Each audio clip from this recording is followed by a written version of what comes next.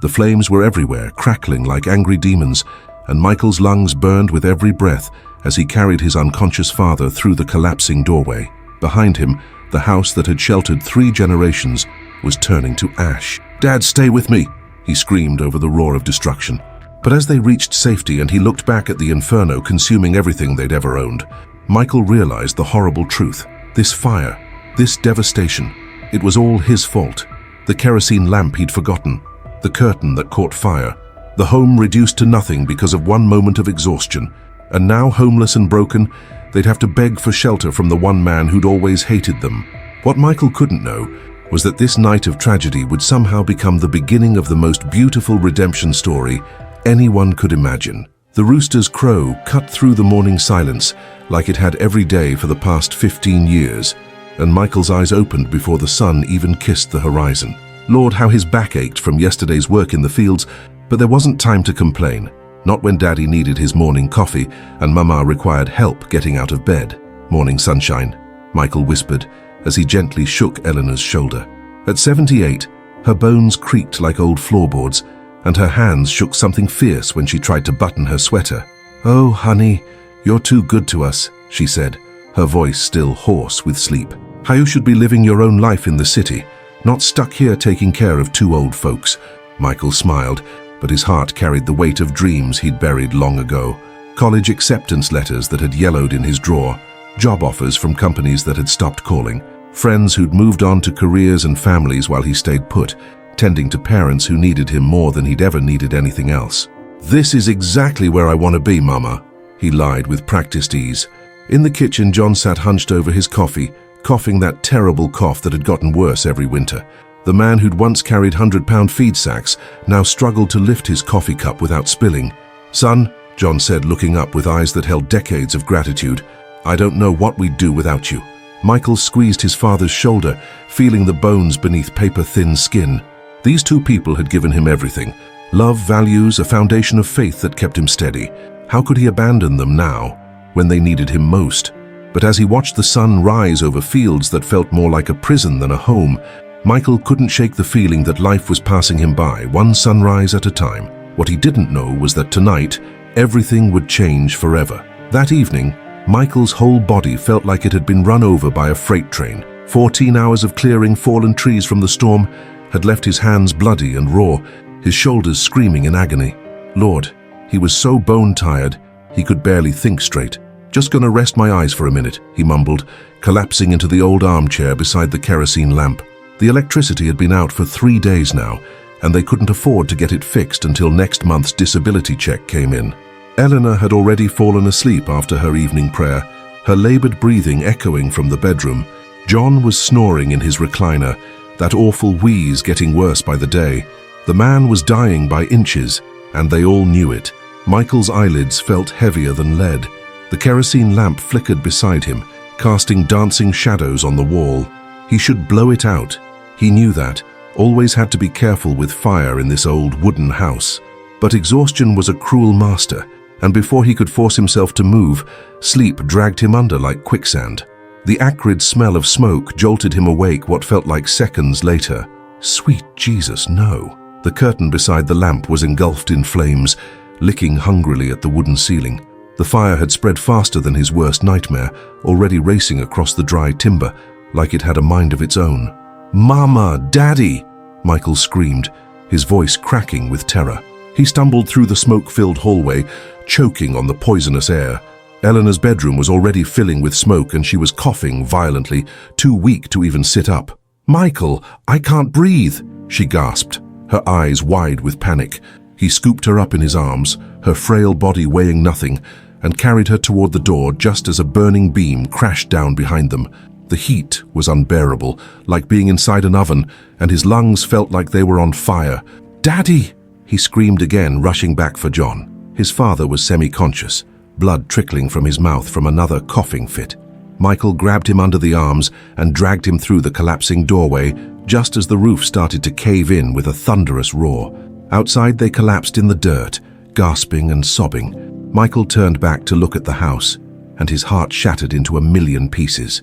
Everything was gone. The photos of 3 generations, Mama's wedding dress, Daddy's war medals, the family Bible, all of it turning to ash before their eyes. "Oh God, what have I done?" Michael whispered, the devastating truth crushing his soul. "This is all my fault." Before we continue this emotional story, put in the comments below which city you're watching from. It'll be a pleasure to give your comment a little heart. Now let's continue this exciting story.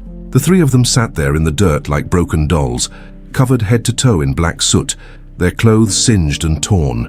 The acrid smell of burning wood filled their lungs, and all around them, orange flames continued to devour what was left of their world. Pop, crackle, hiss, the sounds of a lifetime turning to ash. Eleanor's thin arms wrapped around Michael's neck, her whole body shaking like a leaf in a hurricane. John reached over with trembling hands and pulled them both close, and for a long moment they just held each other while their home collapsed behind them. No words.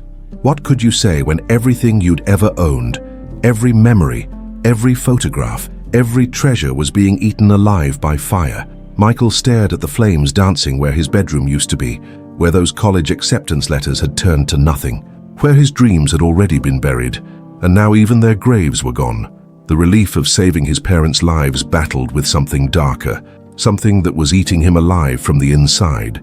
This was his fault, every single bit of it. "Oh, sweetheart," Eleanor whispered, her voice hoarse from the smoke. "At least we're alive. At least we have each other." But Michael couldn't hear the comfort in her words. All he could hear was the voice in his head screaming the truth. "You did this. You destroyed everything. You're the reason they're homeless." John's coughing fit started again, worse than before. The smoke had gotten into his already damaged lungs, and now blood was flowing freely from his mouth. Can't breathe right," he gasped between coughs. "Daddy, we gotta get you to a doctor," Michael said, panic rising in his chest. "With what money?" John wheezed. "With what car? Boy, we don't have nothing left." Nothing. The weight of that truth hit Michael like a sledgehammer. They were homeless, penniless, three people with nowhere to go, and winter coming fast. Eleanor's medications were ash. John's oxygen tank was melted metal. Their savings account had exactly $47. "There's got to be somewhere," Michael said desperately, trying to think through his crushing guilt. "The church, maybe? Or..." "Son," John said quietly, his voice filled with a sadness that cut Michael's heart in two. "There's only one person in this county with room to spare." Michael's blood turned to ice. He knew exactly who his father meant. Henry Thompson, the wealthiest landowner for 100 miles, the man who'd hated their family for decades, the cruel person who'd made their lives difficult at every turn, who'd called them worthless dirt farmers, more times than Michael could count. "No, Daddy. Anyone but him. We don't have a choice, son," Eleanor whispered, tears cutting clean tracks through the soot on her cheeks. "We're gonna have to swallow our pride and beg." Michael looked back at the smoldering ruins, then at his dying parents, and felt his soul break into 1,000 pieces. Sometimes rock bottom has a basement, and they were about to find out just how deep it goes. Word spread through the county faster than wildfire. By dawn, neighbors were driving by the smoking ruins, shaking their heads and whispering prayers. By noon, the whole town knew the family that had lived on that land for 3 generations was now homeless, with nothing but the clothes on their backs. That's when Henry Thompson's shiny black truck pulled up. Michael's stomach dropped to his boots when he saw that familiar, cruel smile. Henry stepped out wearing his expensive suit, looking like he owned the whole world, which around here he pretty much did. "Well, well," Henry said, his voice dripping with fake concern. "Heard you folks had some trouble." John struggled to stand, his pride warring with desperation. "Henry, we need help." "Course you do," Henry replied, that smirk never leaving his face. "Lucky for you, I'm a Christian man. Got a room in the back of my house. Ain't much, but it's got 4 walls and a roof." Eleanor gripped Michael's arm, her fingers digging in like claws. They all knew this was a devil's bargain, but what choice did they have? John was coughing up more blood. Eleanor needed her medications and winter was coming fast. "We'd be grateful," John whispered, the words tasting like poison in his mouth. "Oh, I know you would," Henry said, his eyes gleaming with satisfaction. "Real grateful." The room Henry gave them was barely bigger than a closet. The walls were damp and moldy. The single window was cracked, and the mattress on the floor smelled like something had died on it. There was one bare light bulb hanging from the ceiling, and a bucket in the corner for, well, Michael didn't want to think about that. "This here's your palace," Henry announced, gesturing grandly. "Course you'll be earning your keep. Can't have freeloaders in my house." Michael's hands clenched into fists, but John grabbed his arm. "We understand," his father said quietly. "Good." Henry smiled, that cold, heartless smile. "Michael, you'll be cleaning my stables. Eleanor, you can help my cook with the washing. And John, well, I'm sure we can find something for a man in your condition." The way he said "your condition" made Michael's blood boil, like his father was some kind of broken-down animal instead of a human being who'd worked hard his whole life. "Meals are at 6, noon and 6, Henry continued. "You eat what the help gets in the kitchen. Don't expect to be sitting at my table like family or nothing. You ain't family, you're charity cases." That first night, lying on that foul-smelling mattress with his parents shivering beside him, Michael stared at the moldy ceiling and felt something die inside his chest. Every breath reminded him that this was his fault. His parents were sleeping in filth because he'd been too tired to blow out a lamp. "We're grateful to have a roof," Eleanor whispered in the darkness, but Michael could hear her crying. Outside their tiny window, he could see Henry's mansion glowing with warm light, and he knew that every single day from now on would be a new humiliation, a fresh reminder of how he'd destroyed everything they'd ever loved. How can you endure watching your parents suffer when you know you're the one who caused it all? 3 weeks into their stay at Henry's mansion, Michael had become a ghost of himself. Every morning at 5 sharp, Henry would bang on their door with that cruel smile plastered on his face. "Rise and shine, destroyer," Henry would call out, using the nickname that cut Michael's heart like a knife. "Them horse stalls ain't gonna clean themselves." Michael would crawl out of that moldy bed, his back aching from sleeping on the floor, and trudge to the stables while Henry followed behind, always with some fresh humiliation ready. "You know what I love about having you here?" Henry said one morning, watching Michael shovel manure. "Every day I get to remind you what you really are, a man who can't even keep his own family safe." The words hit harder than any physical blow could have. Michael's hands shook as he worked, but he didn't say a word. How could he? Henry was right. He was the destroyer. He was the reason his parents were living like prisoners. "Cat got your tongue?" Henry laughed. "Or maybe you finally figured out you got nothing to say, nothing worth hearing from a man who burns down his own home." Inside the house, Eleanor was scrubbing floors on her hands and knees, her arthritic joints screaming in pain. She'd aged 10 years in 3 weeks, her hair now completely grey, her hands raw from the harsh soap Henry insisted she use. "Faster, Eleanor," the cook would snap. "Mr. Thompson, don't pay me to watch you move like a turtle." John sat in the corner of their tiny room, staring at the wall, his coughing fits getting worse every day. Without his medications, without proper food, without hope, he was fading away like a candle in the wind. "I should have died in that fire," he whispered to Eleanor one night when he thought Michael couldn't hear. "Should have saved my boy from all this shame." "Don't you dare talk like that," Eleanor whispered back, but her voice was broken. "This ain't his fault. This ain't nobody's fault." But Michael heard every word, and each one was another nail in the coffin of his spirit. The worst part wasn't the backbreaking work or Henry's constant insults. The worst part was watching his parents wither away, knowing he'd put them here. Eleanor's medications were running out, and Henry had made it clear he wasn't paying for refills. John needed to see a doctor about that cough, but that wasn't happening either. "Please, Mr. Thompson," Michael finally begged one evening after watching his father cough up blood for an hour straight. "My daddy needs medical attention.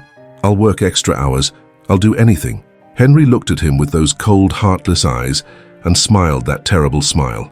"You'll do anything? Well, ain't that sweet? Tell you what, destroyer, you get down on your knees and beg me proper, and maybe I'll think about it." Michael's pride battled with desperation. His parents were dying by inches, and his dignity was a luxury he couldn't afford. Slowly, painfully, he dropped to his knees on that cold kitchen floor. "Please," he whispered, tears burning his eyes. "Help my father." Henry's laughter echoed through the mansion, like the sound of Michael's soul breaking into 1,000 pieces. Sometimes the cruelest prison is the one you build around your own heart, and Michael was drowning in guilt so deep he'd forgotten how to fight back. That night, after Henry's cruel laughter had echoed through the mansion and Michael had crawled back to their moldy room with his dignity in pieces, Eleanor couldn't take it anymore. She watched her son collapse onto that foul mattress, his shoulders shaking with silent sobs he thought nobody could see. For 42 years, she'd been his mother. She'd bandaged his scraped knees, celebrated his victories, and held him through every heartbreak. But this was different. This was watching her baby boy disappear piece by piece, consumed by a guilt that was eating him alive. "Michael, honey," she whispered, her arthritic hands reaching out to touch his face. "Come here to Mama." "Don't, Mama," he said, his voice cracked and broken. "Don't waste your kindness on me. I don't deserve it." Eleanor's heart shattered all over again. She pulled herself closer on that awful mattress, ignoring the pain in her joints, and cradled her grown son's head like she used to when he was little. "Listen to me, baby," she said, her voice trembling with a mother's fierce love. "You didn't destroy our home. You saved our family. Houses can be rebuilt, but life cannot. We lost nothing because we still have you." Michael tried to pull away, but Eleanor held him tight. "Mama, you don't understand. If I hadn't been so tired, if I'd just blown out that lamp—" "Stop," Eleanor said firmly. "Just stop. You worked yourself to the bone taking care of us. You gave up everything, your dreams, your future, your whole life, just to make sure we were comfortable. That lamp could have been knocked over by the wind, by a cat, by anything. It was an accident, sweetheart. A terrible, heartbreaking accident." John, who'd been lying silent in the corner, struggling to breathe, slowly pulled himself over to them. His weathered hand found Michael's shoulder. "Son," he wheezed, his voice barely a whisper. "Your mama's right. You think I don't know what you sacrificed for us. You think I don't see how you gave up your whole world to take care of two old folks. The fire, that wasn't your fault. But even if it was, even if you'd set it on purpose, I'd still be proud to call you my boy." Michael's tears flowed freely now, soaking Eleanor's worn nightgown. "But look where we are, Daddy. Look what I've done to y'all. You're dying in this awful place because of me." "No," Eleanor said, her voice getting stronger. "We're alive in this awful place because of you. Because when that fire started, you didn't run. You didn't save yourself first. You came for us. You risked your life to pull us out of those flames." She cupped his face in her hands, forcing him to look into her eyes. "Baby, you are not the destroyer that cruel man calls you. You are our hero. You are our blessing. And no amount of guilt or shame or pain is going to change that truth." But even as her words wrapped around him like a warm blanket, Michael couldn't feel their comfort. The guilt had built walls around his heart too high for love to climb, too thick for forgiveness to penetrate. "I hear you, Mama," he whispered. "But I just can't believe it." Eleanor held him tighter, praying silently that somehow, some way, God would find a way to heal her broken boy. But sometimes a mother's love, no matter how pure, isn't enough to break through the chains we forge in our own hearts. Sometimes it takes something bigger, something shocking, something that changes everything in ways nobody could ever imagine. 2 days after Eleanor's heartbreaking attempt to heal her son's wounded spirit, the autumn storm hit like God's own fury. Rain pounded against the mansion's windows, and thunder rolled across the sky like bowling balls in heaven. Michael lay awake in that moldy room, listening to his father's labored breathing getting worse by the hour. Around midnight, when the storm was at its fiercest, a blood-curdling scream echoed through the mansion. "Help! Somebody help!" It was Martha, Henry's elderly cook, her voice cracking with panic. Michael bolted upright, his heart hammering against his ribs. Eleanor grabbed his arm with trembling fingers. "What in the Lord's name?" she whispered. Another scream, this one pure terror. "He's dying! Oh God, he's dying!" Michael's first instinct was to stay put. Let Henry's servants handle whatever was happening.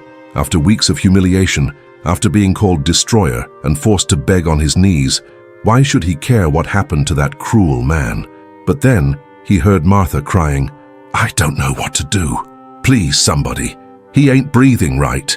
John struggled to sit up, coughing violently. "Son," he wheezed between gasps. "Sounds like somebody's in real trouble." "It's probably Henry," Michael said bitterly. "And after everything he's done to us." "Michael," Eleanor said quietly, her voice cutting through his anger like a gentle knife. "We ain't him. We don't get to choose who deserves help and who doesn't." More shouting from the main house. "His lips are turning blue. I think he's having a heart attack." Michael's mind raced. He'd learned basic first aid growing up on the farm. Had to, when the nearest hospital was 40 miles away. He'd helped when old Mr. Peterson had his heart attack during harvest season. He'd kept Mrs. Williams breathing when she'd collapsed at church service. But this was Henry Thompson, the man who'd made their lives a living nightmare, the cruel person who'd stolen their dignity and treated them like animals. "I can't," Michael said, his voice breaking. "I can't help him.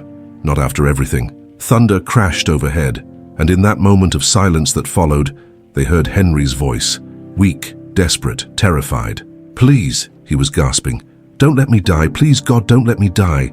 And in that plea, Michael heard something he'd never heard from Henry Thompson before. Humanity. Raw, desperate, terrified humanity. Eleanor's weathered hand found his. "Baby," she whispered, "this is your moment. This is when you get to choose who you really are." Michael closed his eyes, feeling the weight of decision crushing down on him. Every fiber of his being screamed for revenge.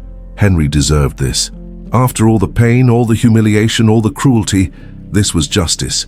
But somewhere deep in his broken heart, he heard his mama's voice. "We ain't him." The most powerful man in the county was dying, and the man he'd called worthless held his life in his hands. What would you do when your worst enemy's heart stops beating, and you're the only one who knows how to save him? Michael's decision came in a heartbeat. Without another word, he bolted from that moldy room and raced through the mansion's hallways toward Henry's study. His bare feet slapped against the cold marble floors as Martha's desperate cries guided him like a beacon. "Where is he?" Michael shouted, bursting through the study door. "There, on the floor," Martha sobbed, pointing to Henry's still form beside his massive oak desk. The most powerful man in the county lay crumpled like a broken doll, his face grey as ash, his lips turning blue. Michael dropped to his knees beside Henry, and something miraculous happened. All the anger, all the resentment, all the burning desire for revenge just disappeared. In that moment, he wasn't looking at his tormentor. He was looking at a dying human being who needed help. "Call the ambulance," Michael ordered Martha, his voice calm and steady. "Tell them possible heart attack, man in his 60s, lips cyanotic." His hands moved with practiced precision, checking Henry's pulse, tilting his head back to clear the airway. Years of farm emergencies had taught him well. When somebody's dying, you don't think, you just act. Henry's pulse was weak and irregular, his breathing shallow and ragged.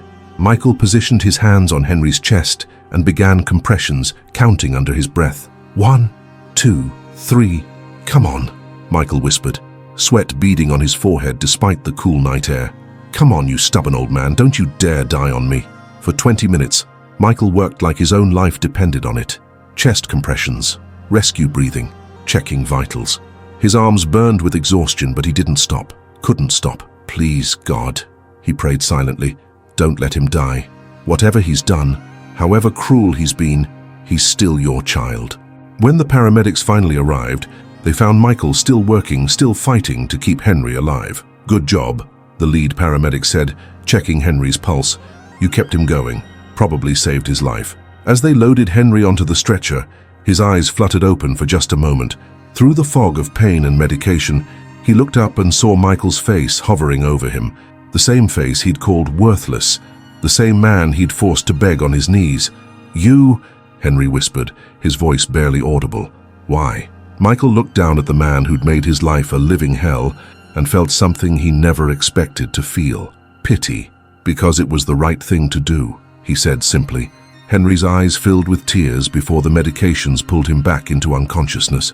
Later, as the ambulance disappeared into the storm, Michael sat on Henry's front steps, his whole body shaking, not from cold, but from the weight of what had just happened. Eleanor found him there an hour later, wrapped a blanket around his shoulders, and held him like she used to when he was little. "I'm proud of you, baby," she whispered. So proud. Michael had saved the life of his greatest enemy, but somehow in doing so, he'd saved something in himself too. The crushing guilt that had been eating him alive was still there, but now it was mixed with something else, something that felt an awful lot like peace. When Henry wakes up and realizes he owes his very breath to the man he called Destroyer, how will he ever face himself in the mirror again? 3 days later, Henry Thompson opened his eyes in that sterile hospital room, and the first face he saw was Michael's. Not his lawyers, not his business partners, not even Martha from his kitchen.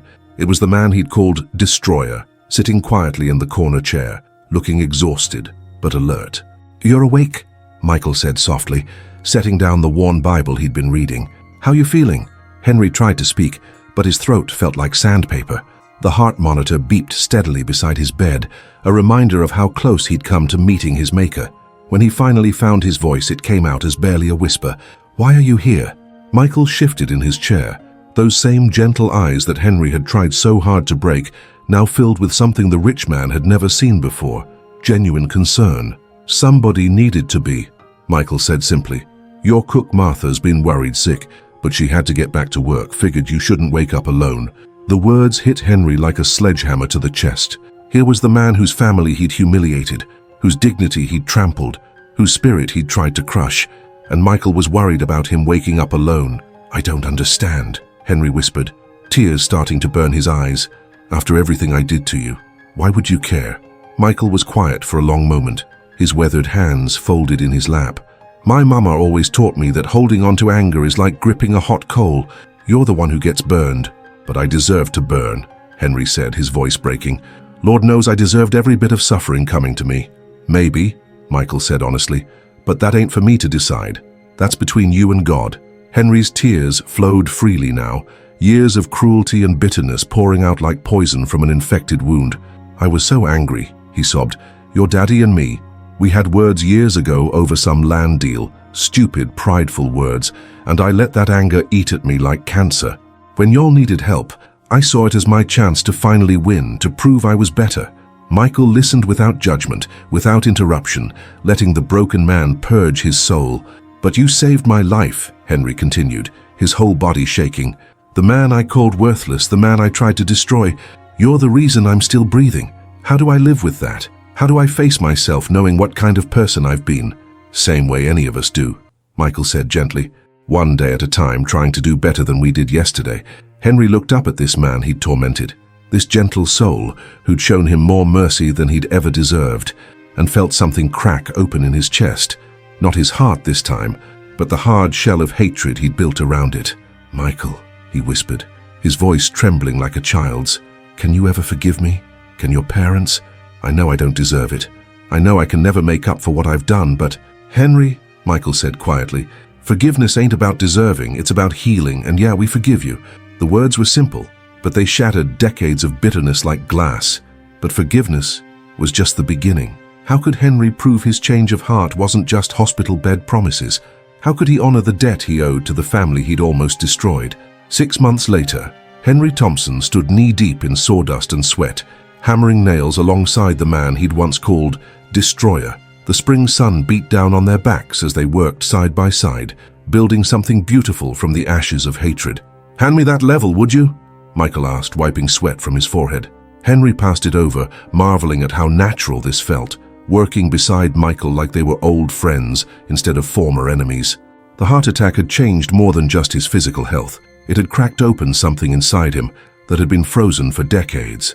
"You know," Henry said, steadying a beam while Michael checked its alignment, "I keep thinking about what you said in the hospital, about forgiveness being for healing, not deserving." Michael nodded, his focus on the work, but his heart clearly in the conversation. "Mama always said forgiveness is like taking medicine. It might taste bitter going down, but it's the only thing that cures the sickness." All around them, the community had come together in ways Henry had never seen before. Neighbors who'd been too afraid to cross him were now bringing lunch to the work site. The pastor from the little country church was teaching John how to measure angles despite his weakened hands. Even Martha had come by with fresh lemonade and kind words. Eleanor sat in a lawn chair nearby, her arthritis still painful, but her spirit lighter than it had been in years. She was directing the painting of the front porch with the enthusiasm of a woman half her age.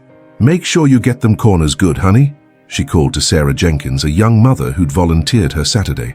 "A house ain't really finished till every corner's been loved." John, though still weak from his ordeal, insisted on helping where he could. Henry watched him teaching a group of teenagers how to sand wood properly, his weathered hands showing them the patience that only comes from decades of honest work. "You see that grain there?" John wheezed to the kids. "You work with it, not against it. Wood's got its own wisdom if you listen." The house itself was simple but sturdy. Nothing fancy, just what a family needed to build a life. 3 bedrooms, a kitchen big enough for Sunday dinners, and a front porch wide enough for rocking chairs and long conversations. But it was more than just wood and nails. Every beam they raised carried the weight of forgiveness. Every shingle they laid down covered old wounds with new hope. As the sun began to set on that perfect spring day, Henry found himself sitting on the completed front porch beside the 3 people who'd taught him what grace really meant. Martha had brought a simple supper, fried chicken, cornbread, and green beans from Eleanor's new garden. "Lord, we thank you for this food, this house, and these friends," John prayed, his voice stronger than it had been in months. Help us remember that the greatest buildings are built not with our hands but with our hearts. Michael looked at his parents, their faces glowing with something that looked like pure joy, and felt the last of his guilt finally release its grip on his soul. They were home, not just in this house but in their hearts. Henry raised his glass of sweet tea, tears shining in his eyes. "To second chances," he said simply. "To second chances," they echoed. In the end, the fire that destroyed one house had lit a flame in the hardest of hearts, proving that a single act of compassion has the power to erase decades of hatred and rebuild not just walls, but souls.